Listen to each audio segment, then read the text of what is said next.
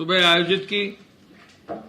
उन्होंने टेस्टिंग कार्य को तेजी से लाने के लिए लखनऊ और कानपुर में कॉन्टैक्ट ट्रेसिंग को और मजबूत करने के लिए और केजीएमयू, एसजीपीजीआई तथा आरएमएल जैसे उच्च स्तरीय चिकित्सा संस्थानों को और मजबूत करके उनमें बेड्स बढ़ाने का निर्देश उन्होंने दिया है।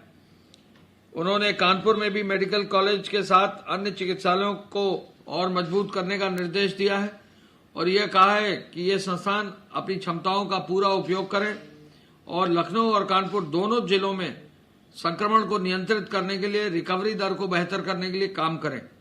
उन्होंने एसजीपीजीआई तथा केजीएमयू में जनरल ओपीडी सेवा भी प्रारंभ करने का निर्देश और उसको बनाए रखने का निर्देश दिया है।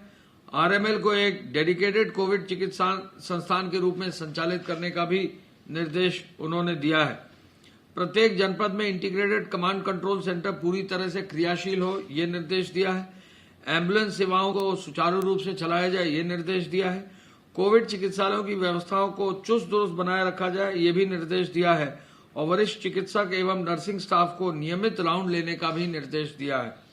पैरामेडिक्स द्वारा रोगियों की प्रभावी मॉनिटरिंग हो, ये निर्देश दिया है और साथ ही साथ चिकित्सकों द्वारा लक्षण के आधार पर मरीजों की गहनता से जांच करने का भी निर्देश उन्होंने दिया है। प्रारंभिक लक्षणों वाले मरीजों पर पूरा ध्यान दिया जाए, रोगियों को शीघ्र स्वस्थ करने में मदद मिलेगी इससे, और डोर टू डोर सर्वे तथा सर्वेलेंस को और प्रभावी करने का भी निर्देश दिया है। संक्रमण की चेन को तोड़ने के लिए सभी प्रयास आवश्यक हैं। कोविड से बचाव और सुरक्षा के लिए जागरूकता अभियान को और मजबूती के साथ साथ और प्रचार साधनों को और मजबूती से आगे लाने का भी निर्देश दिया है। सड़क सुरक्षा के संबंध में भी लोगों को जागरूक करने के लिए पब्लिक एड्रेस सिस्टम को आगे बढ़ाने का निर्देश उन्होंने दिया है। मुख्यमंत्री जी ने राजस्व संग्रह पर पुनः आज बल दिया है। उन्होंने कहा कि अगर राजस्व संग्रह होगा, प्रदेश के संसाधन बढ़ेंगे तो इस कोविड पूरे अभियान में पूरे प्रदेश को आगे बढ़ने में इससे सहायता मिलेगी। इस पूरे अभियान में वाणिज्य कर विभाग जो सबसे महत्वपूर्ण विभाग है राजस्व की दृष्टि से, उसके लिए निर्देश किया है कि कम से कम वाणिज्य कर विभाग में इस तरह का एक पूरा अभियान चलाया जाए कि पूरे प्रदेश में जहां भी संभव हो लोग रजिस्ट्रेशन कर सके, लोगों को ट्रेनिंग दी जा सके, स्वतः भाव से जो है ऑनलाइन रजिस्ट्रेशन करके जो है वाणिज्य कर के अधीन लोग आए और जीएसटी संग्रह बढ़े, इसका निर्देश उन्होंने दिया है। बैठक में मुख्यमंत्री जी ने बैंकर्स कमेटी को भी आगे बढ़ाने का निर्देश दिया है। आज फिल्म सिटी के संदर्भ में बहुत ही महत्वपूर्ण बैठक माननीय मुख्यमंत्री जी ने ली। उस बैठक में बहुत सारे बड़े कलाकार, बहुत सारे बड़े डायरेक्टर, प्रोड्यूसर्स, बहुत सारे सिंगर्स आए। सबको 2 घंटे माननीय मुख्यमंत्री जी ने उनके सुझाव लिए, सुझाव सुने, एक एक से जो है इंटरेक्शन किया। कुछ लोग वर्चुअल मैकेनिज्म से भी आज उनसे जुड़े और हम सब मुख्यमंत्री जी ने यमुना एक्सप्रेसवे द्वारा जो प्रस्ताव दिया गया था 1000 एकड़ से अधिक का, उस प्रस्ताव को स्वीकार करने का निर्देश दिया है और ये कहा है कि हम बहुत जल्दी ही एक नई फिल्म सिटी का निर्माण इस यमुना एक्सप्रेसवे पर करें। ये जो स्थान है ये दिल्ली से लगभग 1 घंटा दूर होगा, एक्सप्रेसवे के बगल में होगा। ये मॉडर्न इंफ्रास्ट्रक्चर होगा।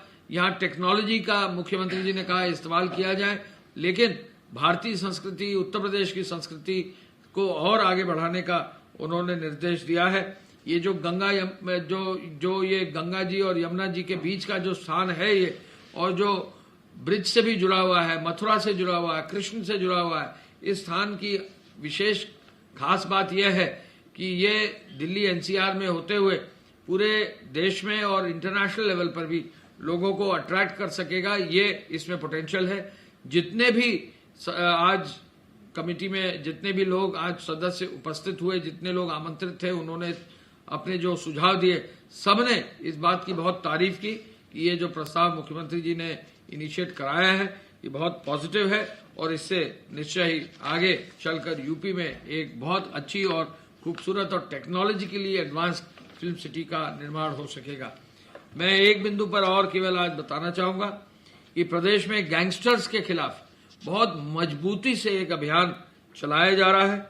आपको जानकर जो है आपको ये जानकारी दी जा रही है कि पूरे प्रदेश में गैंगस्टर एक्ट के अंतर्गत अब तक 3112 गैंग चार्ट बनाए गए हैं और ये 3112 में से 3110 गैंग चार्ट जिलाधिकारियों ने अनुमोदित भी कर दिए हैं। प्रस्ताव पुलिस की तरफ से आता है और जिलाधिकारी इसको अनुमोदित करते हैं, वो कर दिया गया है। इसमें लगभग ये भी हम आपको बता दें कि न्यायालयों में भी गैंग चार्ट भेजते हुए गैंगस्टर एक्ट में बहुत मजबूती से कार्रवाई ऐसे बड़े जो गैंगस्टर्स हैं उनके खिलाफ की जा रही है। यानी पूरा जो एक अभियान चलाया जा रहा है क्रिमिनल जस्टिस सिस्टम के अंतर्गत, गैंगस्टर एक्ट के अंतर्गत, उस अभियान में काफी सफलता मिली है।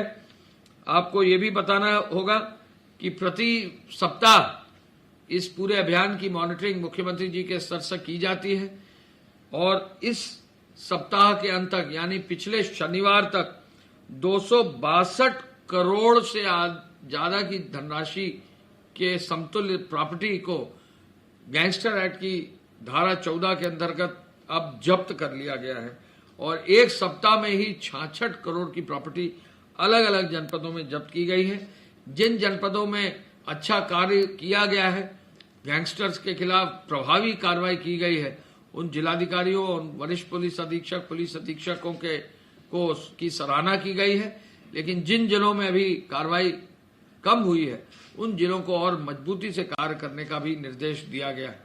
इस पूरे प्रदेश में, इस पूरे अभियान में हर जनपद को प्रतिदिन मॉनिटर किया जाता है और कोशिश ये की जाती है कि कहीं भी किसी भी रूप में कोई भी व्यक्ति यदि गैंग में है, गैंग चार्ट में है, गैंग से रिलेटेड एक्टिविटी है, तो बहुत ही सख्ती से उनके खिलाफ कार्रवाई की जाए।